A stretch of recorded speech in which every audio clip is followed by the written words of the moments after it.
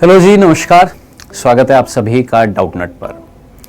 बच्चों, जैसा कि आप जानते हैं कि आज आपके रविंद्र सर की क्लास नहीं हो पाएंगी क्योंकि कुछ मेडिकल कंडीशंस की वजह से वो क्लासेस अभी कुछ दिनों तक नहीं ले पाएंगे।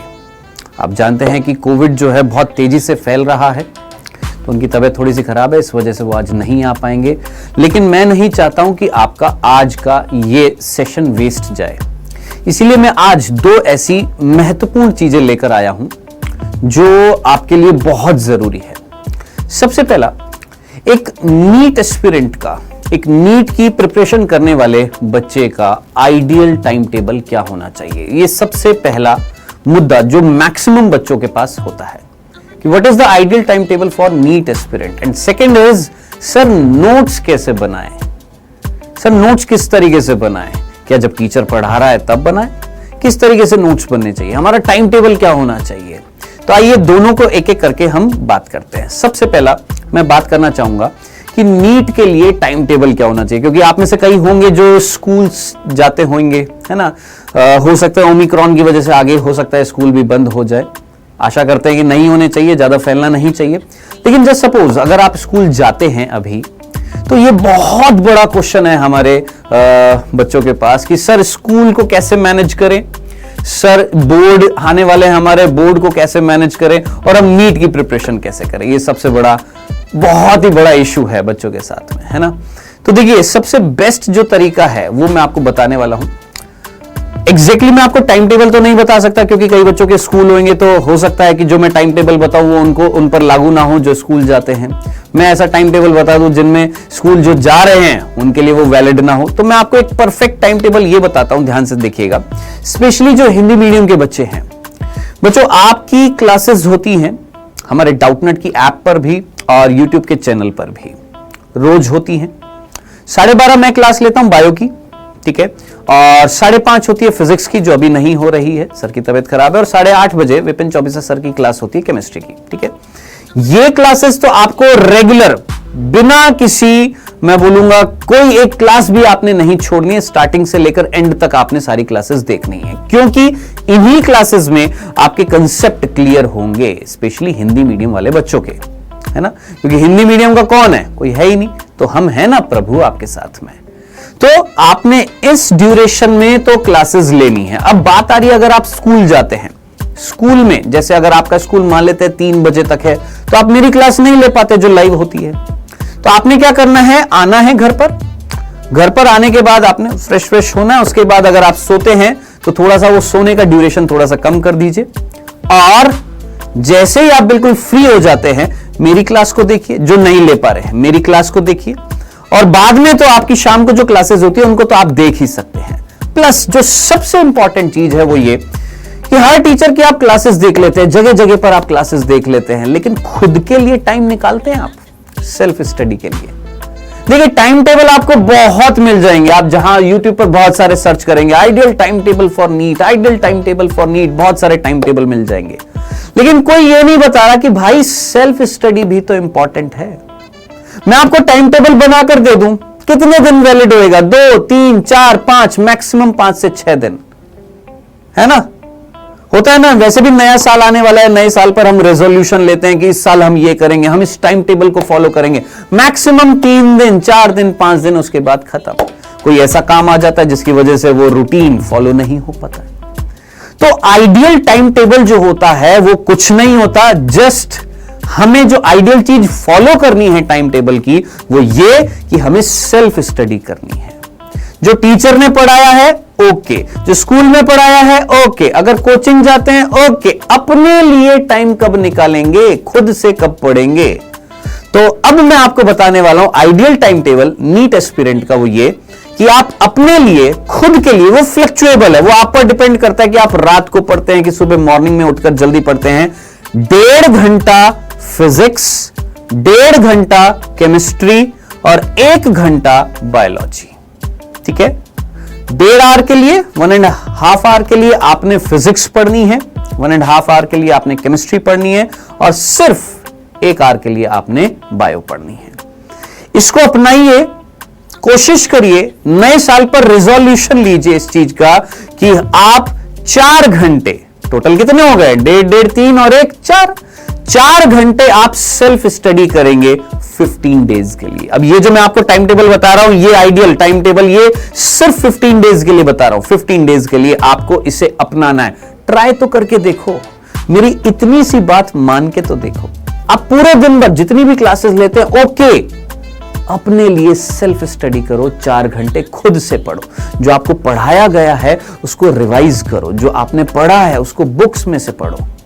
ठीक है, तो 4 घंटे आप कृपया करके अपने लिए निकालें। For me this is the ideal time table. ये आइडियल टाइम टेबल है आपके लिए। ठीक है, मैं आपको एक परफेक्ट प्लानिंग बता दूं कि इतने बजे नाश्ता करो, इतने बजे खाना खाओ, इतने बजे ये करो, ना ना ना ना ना, वो कभी भी आप फॉलो नहीं कर पाएंगे।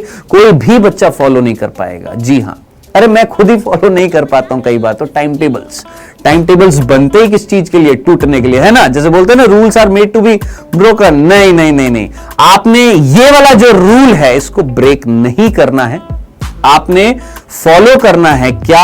4 आवर्स की क्या रेगुलर 4 घंटे आपने खुद सेल्फ स्टडी करनी है। 1.5 घंटा अगेन बोल देता हूं केमिस्ट्री, 1.5 घंटा फिजिक्स और 1 घंटा बायो। ठीक है, 15 दिन के लिए। अब आप बोलेंगे सर 15 डेज बाद क्या करेंगे? तो 15 दिन के बाद थोड़ा सा बढ़ाइए सेल्फ स्टडी का, थोड़ा सा टाइम और बढ़ाइए। सोने का टाइम कम करिए। मुझे पता है ठंड है तो रजाई में बैठकर आराम से बुक सामने रखकर पढ़ते हैं।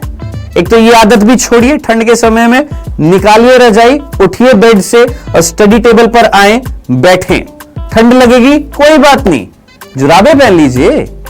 ठीक है जी, कपड़े ढंग से डाल लीजिए, लेकिन बैठकर पढ़े, लेटे लेटे नहीं पढ़े। ठीक है, अब आपने क्या करना है? 15 डेज बाद थोड़ा सा टाइम टेबल में और चेंज करना है। जहां आप 1.5 घंटा केमिस्ट्री दे रहे थे, अब 2 घंटा केमिस्ट्री। जहां आप 1.5 घंटा फिजिक्स दे रहे थे, 2 घंटे फिजिक्स। जहां पर आप 1 घंटा बायो दे रहे थे, 1.5 घंटा बायो। यानी कुल मिलाकर आपको इंक्रीज करना है अपना क्या? सेल्फ स्टडी का टाइम। ठीक है, ये नेक्स्ट 15 टू 1 मंथ के लिए होना चाहिए। फिर जैसे जैसे और टाइम बढ़ेगा, आपने सेल्फ स्टडी की जो ड्यूरेशन है थोड़ी सी बढ़ाते जानी है। तो मेरे हिसाब से जो परफेक्ट टाइम टेबल जो होता है, जो हमारे टीचर्स हमें बताया करते थे, हमारे गुरु हमें बताया करते थे कि बेटा टाइम टेबल आइडियल जो होता है वो ये नहीं होता है कि एक पर्चे पर लिख दिया और चिपका दिया कि ये ideal time table. Ideal time table अपने बिहाफ पर बनाया जाता है। हो सकता है किसी बच्चे के लिए आइडियल टाइम टेबल सूट ना करे, जो मैं आपको बता दूं ये लिख कर कि इतने बजे उठो, इतने बजे रात को सो, नहीं, किसी बच्चे के लिए सूट नहीं करेगा। तो हर एक बच्चा अलग है, हर एक बच्चे का पढ़ने का तरीका अलग है, तो उसका खुद का टाइम टेबल भी अलग होगा। हां, इतना मैं आपको बता सकता हूं कि आपकी सेल्फ स्टडी का ड्यूरेशन अभी कितना है और धीरे धीरे आपको वो कितना बढ़ाना है। तो ये तो थी सबसे पहली चीज, that is the ideal time table. Second, अब नोट्स कैसे बनाएं? ये भी बहुत बड़ा मुद्दा है। सर नोट्स कैसे बनाएं? कई बच्चे क्या करते हैं कि सर जो है वो पढ़ा रहे हैं या टीचर जो है वो पढ़ा रहे हैं, पढ़ाते पढ़ाते जो चीज वो लिख रहे हैं वो लिख ली। ओके, लिख ली। क्या हम उसे नोट्स मानेंगे? नहीं, उनको हम रॉ नोट्स बोलते हैं। रॉ, वो ट्रू नोट्स नहीं कहलाएंगे, रॉ कहलाएंगे। रॉ मटेरियल होता है ना, इस तरीके से रॉ नोट्स है। तो जो भी टीचर ने पढ़ाया, आपने वो कॉपी में हल्का फुल्का लिखा। अब क्या करें? क्या वो आपके बिल्कुल वास्तव में वही वो नोट्स हैं जिनको आप जाएंगे नीट के एग्जाम के सेंटर में लेकर जाएंगे और पढ़ते पढ़ते जाएंगे? ना ना ना ना ना, वो नहीं। आपने क्या करना है? जब टीचर पढ़ाएगा, पढ़ाते हुए, टीचर के पढ़ाते हुए, आप जो अपनी कॉपी में एक रफ कॉपी मान के चलीजिए, एक रफ कॉपी, उसमें आप लिखते जा रहे हैं। ठीक है, आपने लिखा, आपने टीचर की बातों को सुना, आपने समझा, दैट्स इट। ओके, अब क्या करना? अब आपका काम क्या है? अब आप क्या करेंगे? अब आप स्पेशली, जैसे मैं बायो की बात बता रहा हूं, अब आप अपनी बुक को खोलेंगे। ठीक है, खोला, लेट कर नहीं, बैठकर स्टडी टेबल पर। ठीक है, अब क्या करेंगे? आप उस एनसीईआरटी की एक एक लाइन को आप पढ़ेंगे। जो आपको लगता है जो टीचर ने बताई थी इंपॉर्टेंट है, उसको हाइलाइटर से हाईलाइट कर लेंगे। ठीक है, सपोज आज एक कोई टॉपिक हुआ, आपने वो एनसीईआरटी से पढ़ा, आपने हाईलाइट कर दिया। अब क्या करें?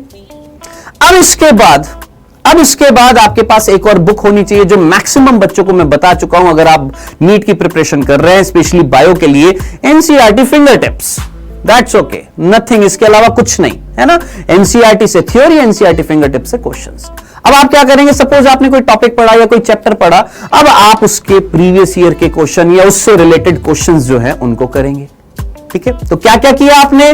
टीचर ने पढ़ाया, आपने रफ नोट्स यानी रॉ नोट्स जो हैं अपने, जो उन्होंने पढ़ाया वो लिखे। लिखने के बाद आपने एनसीईआरटी खोली, खोलने के बाद आपने एनसीईआरटी की एक एक लाइन को पढ़ा, आपको चीजें समझ में आ गई हैं। जो टीचर ने पढ़ाया था, जो रॉ नोट्स हैं उनको देखते हुए आपने एनसीईआरटी को हाईलाइट करना है। जो जो इंपॉर्टेंट चीजें उन्होंने बताई थी वो आपने अपने रॉ नोट्स में लिखी थी। वो पढ़ने के बाद आपने एनसीईआरटी को हाईलाइट कर दिया। हाईलाइट करने के बाद फिर आपने क्वेश्चंस की प्रैक्टिस करी एनसीईआरटी फिंगर टिप से। अब क्या करें? अब आप लेंगे एक फेयर कॉपी। क्या लेंगे? Fair copy. और जितना भी आपने सब कुछ पढ़ा है उसका सारा निचोड़ आप उस फेयर कॉपी में लिखेंगे। जी हां, इस तरीके से बनाए जाते हैं परफेक्ट नोट्स।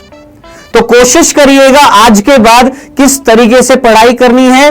टीचर पढ़ाएंगे, आपके गुरु आपको पढ़ा रहे हैं, पढ़ाते हुए आप लिख रहे हैं। वो ट्रू नोट्स नहीं है, वो वास्तव में हकीकत में वो नोट्स नहीं है, वो रॉ नोट्स हैं। ठीक है, उनको यूज में लीजिए, उनको देखिए आपने क्या लिखा था, टीचर ने क्या पढ़ाया था। फिर बुक उठाइए, एनसीईआरटी में हाईलाइट करिए उन सारी चीजों को जो टीचर ने बताई है, जो इंपॉर्टेंट है। वो करने के बाद में, वो पढ़ने के बाद में क्वेश्चंस की प्रैक्टिस करें। फिर जब आप क्वेश्चंस की प्रैक्टिस कर लेंगे, एनसीईआरटी को कई बार पढ़ लेंगे, फिर उसके बाद खुद के फेयर नोट्स बनाएं। और यह सोचकर नोट्स बनाएं कि इन्हीं नोट्स को मैं लेकर जाऊंगा पढ़ते पढ़ते, जब मैं एग्जाम सेंटर में जाऊंगा, एग्जाम देने जाऊंगा, तो लास्ट में मेरे पास यही वो नोट्स होंगे। मैं बार बार बुक नहीं खोलूंगा, मेरे पास ये वो नोट्स हैं जो उस कॉपी की हकीकत है, ये वो नोट्स हैं जिनमें से क्वेश्चंस आएंगे।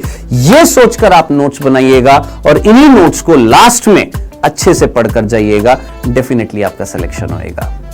तो लास्ट में जाते हुए यही बोलूंगा, बेटा अच्छे से पढ़ाई करें, क्लासेस को अटेंड करें। ठीक है, जितने भी टीचर आपको पढ़ा रहे हैं सीरियसली उनको सुने, जितनी ज्यादा प्रैक्टिस कर सकते हैं क्वेश्चंस की उतनी ज्यादा कीजिए। फिजिक्स और केमिस्ट्री को थोड़ा सा बायो से थोड़ा सा ज्यादा इंपॉर्टेंस दीजिए, क्योंकि फिजिक्स स्ट्रांग होएगी तो ही आपका सिलेक्शन, ज्यादा से ज्यादा चांसेस होंगे आपके सिलेक्शन के। ठीक है, बाकी लाइक, शेयर और सब्सक्राइब करना ना भूलें हमारे इस चैनल को, और इसी तरीके से पढ़ते रहिए और आगे बढ़ते रहिए। बहुत बहुत धन्यवाद।